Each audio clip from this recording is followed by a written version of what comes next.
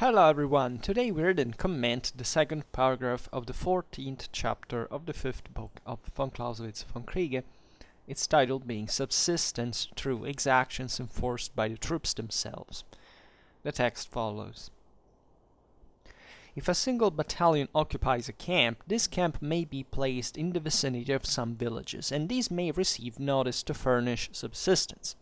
Then the method of subsistence would not differ essentially from the preceding mode. But, as is most usual, if the mass of troops to be encamped at some point is much larger, there is no alternative but to make a collection in common within the circle of districts marked out for the purpose, collecting sufficient for the supply of one of the parts of the army, a brigade or division, and afterwards to make a distribution from the common stock thus collected. The first glance shows that by such a mode of proceeding, the subsistence of a large army would be a matter of impossibility. The collection made from the stores in any given district in the country will be much less than if the troops had taken up their quarters in the same district. For when 30 or 40 men take possession of a farmer's house, they can, if necessary, collect the last mouthful, but one officer sent with a few men to collect provisions has neither time nor means to hunt out all the provisions that may be stored in a house. Often also he has not the means of transport. He will therefore only be able to collect a small proportion of what is actually forthcoming. Besides, in camps the troops are crowded together in such a manner at one point that the range of country from which provisions can be collected in a hurry is not of sufficient extent to furnish the whole of what is required. What could be done in the way of supplying 30,000 men within a circle of a mile in diameter, or from an area of 3 or 4 square miles? Moreover, it would seldom be possible to collect even what there is, for the most of the nearest adjacent villages would be occupied by small bodies of troops, but would not allow anything to be removed. Lastly, by such a measure there would be the greatest waste, because some men would get more than they required, whilst a great deal would be lost and of no benefit to any one. The result is therefore that the subsistence of troops by forced contributions in this manner can only be adopted with success when the bodies of troops are not too large, not exceeding a division of 8,000 or 10,000 men, and even when it is not only to be restored to as an unavoidable evil. It cannot in general be avoided in the case of troops directly in front of the enemy, such as advance guards and outposts when an army is advancing, because these bodies must arrive at points where no preparations could have been made, and they are usually too far from the stores collected for the rest of the army. Further, in the case of movable columns acting independently, and lastly, in all cases where by chance there is neither time nor means to procure subsistence in any other way. The more troops are accustomed to live by regular requisitions, the more time and circumstances permit the adoption of that way of subsisting, then the more satisfactory will be the result. But time is generally wanting, for what the troops get for themselves directly is got much quicker. So this is a very interesting paragraph, because it looks at the subsistence here as we see through exactions enforced by the troops themselves, which is naturally one of the, I can say one of the actually darkest sides of war, but definitely one that realizes the enforcement of requisitions by the troops on the local populace. And here it's explained naturally for the sake of the theory of the art of war, explaining how normally this process is carried out, in which conditions, especially relatively to the concentration, as we've seen before in the previous paragraph, on the concentration of troops in a given on a given surface, with a certain average here. It's postulated an average level of population and naturally of local resources, right? So actually in optimal times. In situations where this land has not been ravaged before, where you can fundamentally also just requisite and pass and go ahead in the next place. So here von Clausewitz doesn't even digress on that aspect, because we have already treated it before. And here we're talking telling the truth, in more introductory sense of this video, if you've listened previously, here von Clausewitz is listing the second and four means of subsistence of the troops on the field. Right. The first one was fundamentally this the difference that exists between these two. We would say, well, it's still stripping the countryside from its resources. Yes, but in the first that we've seen, we're talking about an organization that takes place also in a broader sense with cooperation with local communities in an arranged fashion, in essentially a way that the troops receive for the subsistence, in fact, from the local community, and in a kind of organized fashion within the army, so that there is properly a distribution, right? And therefore also an administration takes place in cooperation between the military and the civilian authorities to concentrate food somewhere for large masses of troops, and then eventually the military will take care of the distribution, etc. Here von Clausewitz is making another point, that is to say, there are situations where we've seen it also in the previous video, where this is not going to be enough when you have too many troops concentrated in a single spot, right? And should need to, in the absence of this broader transfers of food, maybe even from faraway areas, as we've seen in the last video, that can satisfy their needs, they have to take care of the question themselves. And von Clausewitz is basically saying that even though the larger units could have this option of doing the previous model fundamentally on a smaller scale, and therefore sending somebody that will collect a certain amount of rations and bring them to the major unit to be eventually distributed, is a waste of time, right? And it's not going to be effective at some point, because the same means of enforcement are not so hard, not so effective, as much as compared to instead a higher concentration of troops that actually seeks for its own food in that concentrated spot, and has much greater capability and pressure to exercise in the local inhabitants to requisite them. So it sounds very cynical, but it's objectively true, and it also has some limits, because in the last part of the paragraph, if you listen, Clausewitz says that this can occur still in situations where albeit being there a great concentration of troops in a single spot, maybe the surroundings are still full of rations, could be profitably drawn away, and also with less discomfort for the local populace in the spot where the greatest amount of troops is concentrated. So and that, however, the local military detachments that got there will, generally speaking, given the normal conditions of a campaign, I think it's implied, not like to share more than much, right, about what they found there, especially if it's in abundance. So this causes some damage, because of course the resources could be distributed more evenly for both the military and the civilians to spend, I think, with less problems possible, deprivations as possible.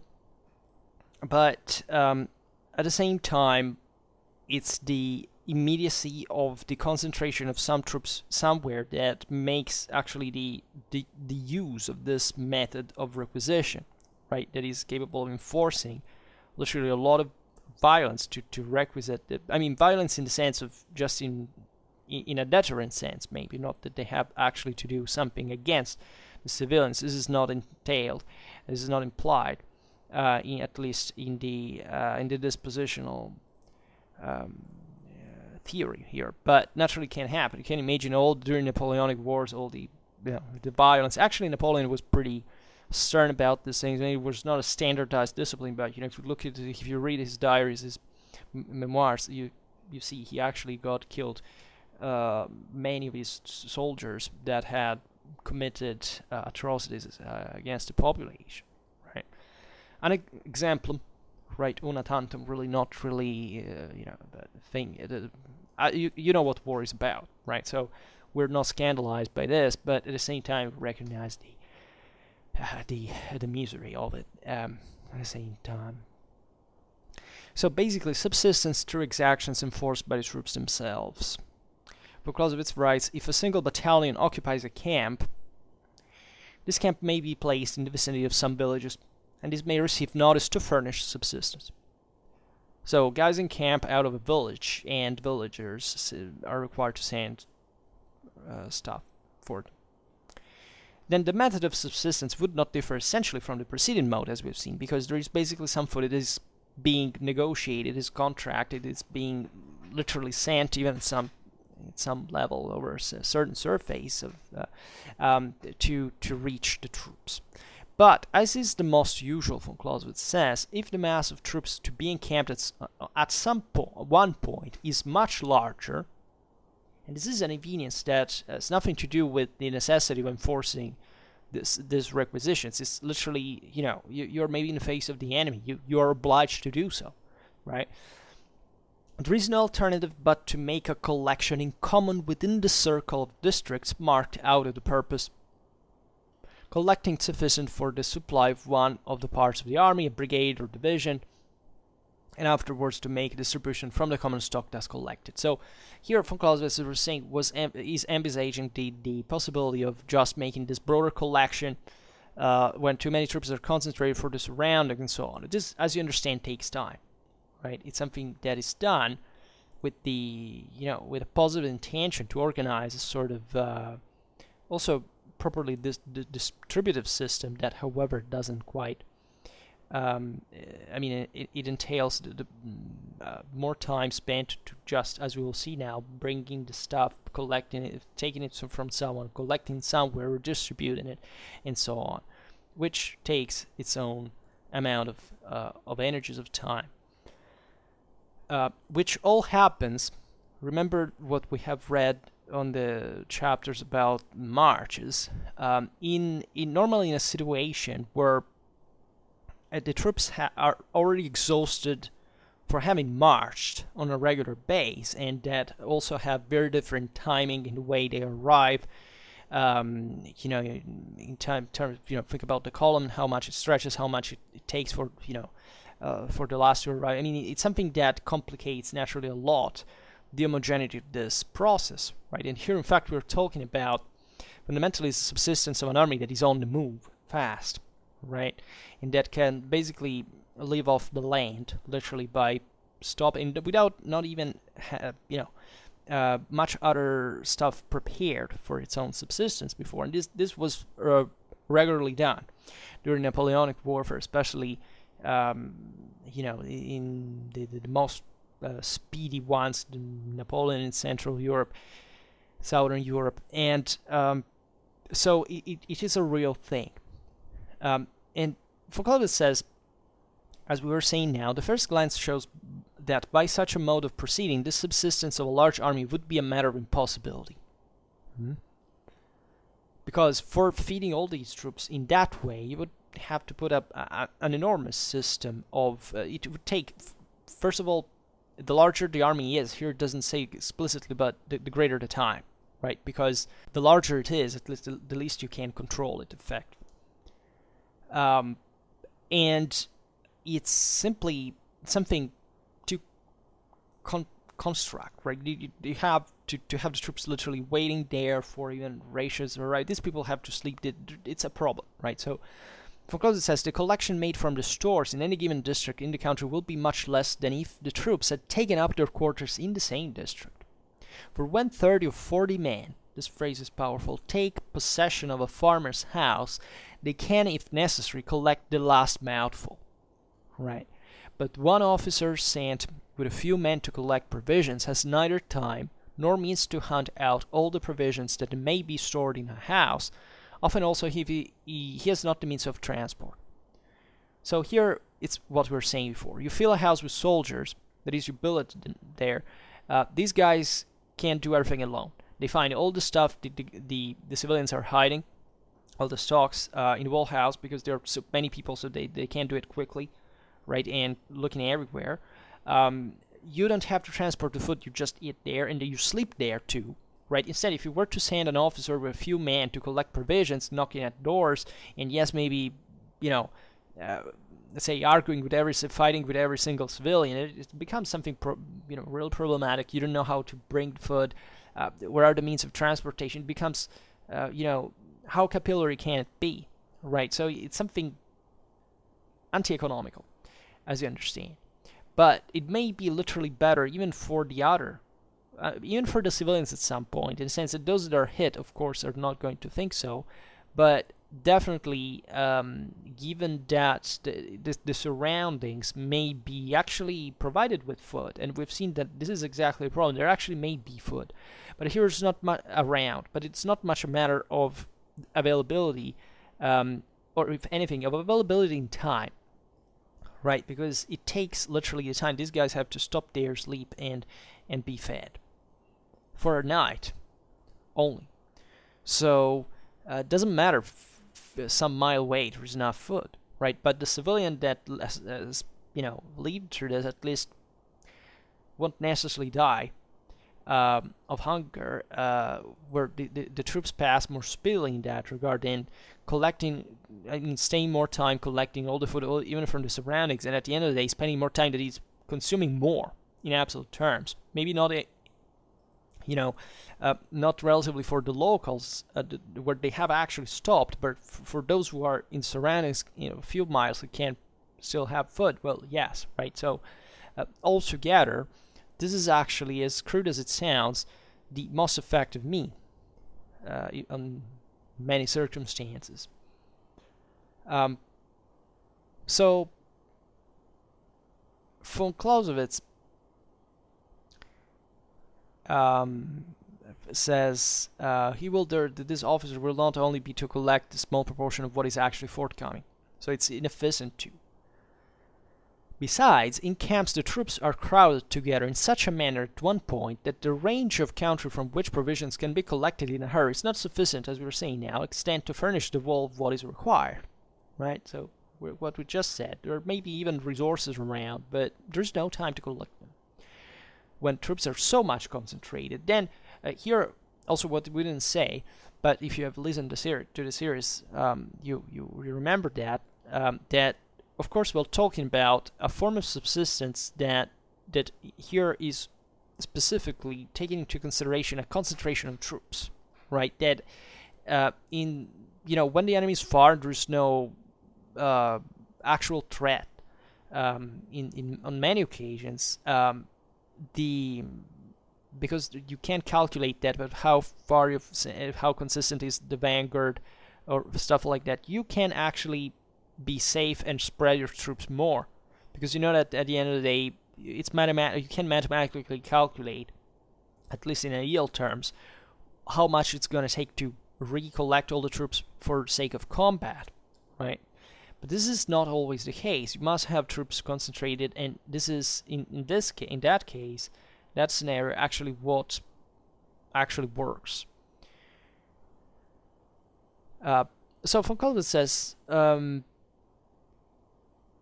range of country. Okay, yes. So what could be done in the way of supplying 30,000 men within a circle of a mile in diameter, or from an area of 3 or 4 square miles? Right. We've seen that also. We're given for granted that there is normally, even in non-productive areas, a considerable amount of food stocked, right, on the basis of concentration of populace, right? So this is naturally a theoretical realization that, however, is based on an average. They used to say where normally this large Napoleonic armies cross, right, and these huge, it's usually flatland populated areas, in Central Europe, where they're, satisfactorily populated for the sake of subsistence. So here the question is rhetorical, of course. If you have 30,000 men that, within a circle of a mile in diameter, right, or from an area of 3 or 4 square miles, it is something evidently that you have to start worry about. And moreover, so you have to collect those resources to maybe scratching the bottom of their reserves, but still having the thing done more effectively and then moving on. Moreover, Clausewitz says it would seldom be possible to collect even what there is, for the most of the nearest adjacent villages would be occupied by small bodies of troops who would not allow anything to be removed. Or maybe can't, right? Because they are not so powerful as the others, or less organized, not just because they're greedy for themselves. Lastly, by such a measure there would be the greatest waste, because some men would get more than they required, whilst a great deal would be lost and of no benefit to anyone. So it does happen, right? There is, as we have seen in the previous way of subsistence, it's also normal to collect food from faraway places, or maybe not even so far away ones. But this is a mixed combination. I mean, here we're talking about a need that supersedes that, because the sheer concentration of troops is too high for this circumstance to make the difference on a regular base, at least, right? So it's actually a pretty consistent realization. Then Clausewitz says, the result is, therefore, that the subsistence of troops by forced contributions in this manner can only be adopted with success when the bodies of troops are not too large, not exceeding a division of 8,000 or 10,000 men, and even then it is only to be resorted to as an unavoidable evil. So von Clausewitz is actually saying it's actually an evil. So not think that von Clausewitz is heartless. He realizes the problem there, but at the same time, it takes it into consideration with a balance, right? Still, if you should contribute forcefully and effectively, just considering what really this balance can be, because also having the populace against your cooperative, it does make a difference. But it's also something you may have to do even within your own home. So these are not generally places you just don't give a damn about. And consider that there may be also other, someone else, some ally, some of your own troops will have to come next. Then von Clausewitz says, it cannot in general be avoided in the case of troops directly in the front of the enemy. So now he's listing the conditions where you can't objectively have this scruples more than much. So directly in the front of the enemy, such as advanced guards and outposts when the army is advancing, because these bodies must arrive at points where no preparations could have been made. Actually, war zones. They are also more likely to be already deprived of subsistence, and they are usually too far from the stores collected for the rest of the army, because these are the vanguards. So the bulk of the army is somewhere else. Further, in the case of of movable columns acting independently, that is to say, as we have seen, that there is more than one instance in which it's actually pretty beneficial to split the army in different columns to actually simplify a big deal of the strategic movement, but also the subsistence, because you basically, in fact, as we were saying here, you are doing the contrary of what we were saying before. You're spreading the troops, but at the same time, that entails that when you have movable columns acting independently, each of one of these columns will have to take care individually of its own stuff, its own subsistence. And lastly, Clausewitz says, in all cases where by chance there is neither time nor means to procure subsistence in any other way, which is obvious. Like, is there any possibility left? You can imagine how many times actually there was a possibility left and it was done otherwise, right? Because politics, right? Here we're talking about military stuff. This is the theory of the art of war, but there's plenty of instances in here which, of course, there were other possibilities, but of course the troops didn't give a damn about the local populace and not just, took away food or went to sleep, but they did far worse things, as any war can show you pretty dramatically. So Clausewitz then says, the more troops are accustomed to leave by regular requisitions, the more time and circumstances permit the adoption of what way of subsisting, then the more satisfactory will be the results. But time is generally wanting, for what the troops get for themselves directly is got much quicker, right?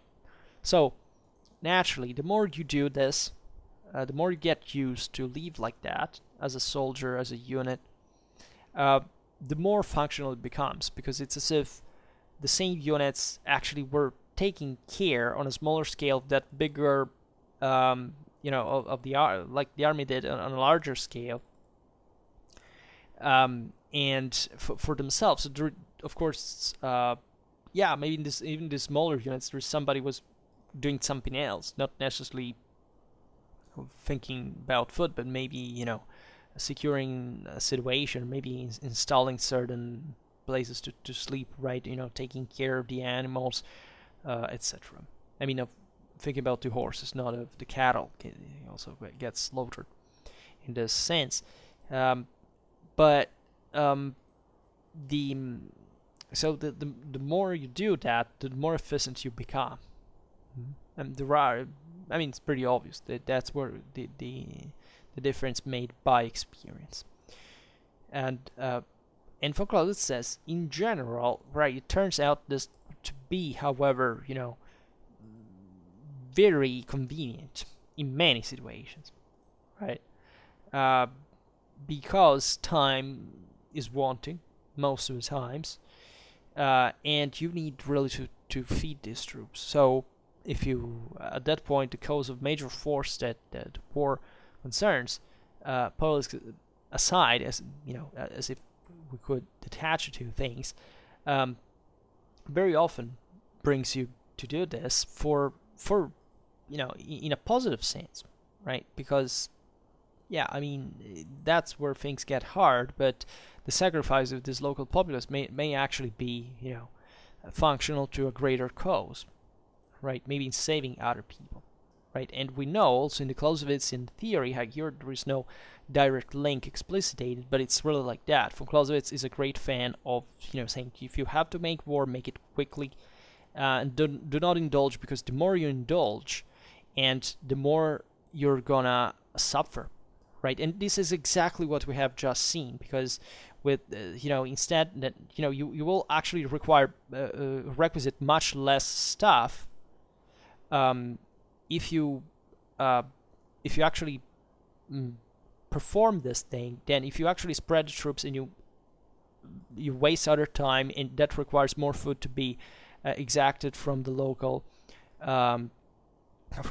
resources and so on. So it's actually a big deal, and not really just for saying, right, this is evil. This is literally what you have to do. The speedier this becomes, war ends more quickly, right? That's quite important too. So this is pretty much it. I just hope that you enjoyed this video. If you did, please share it. Otherwise, leave a like or subscribe to my channel if you're interested in my upcoming content. And for now, I thank you heartily for listening to me. I wish you a nice time, and see you next time. Bye.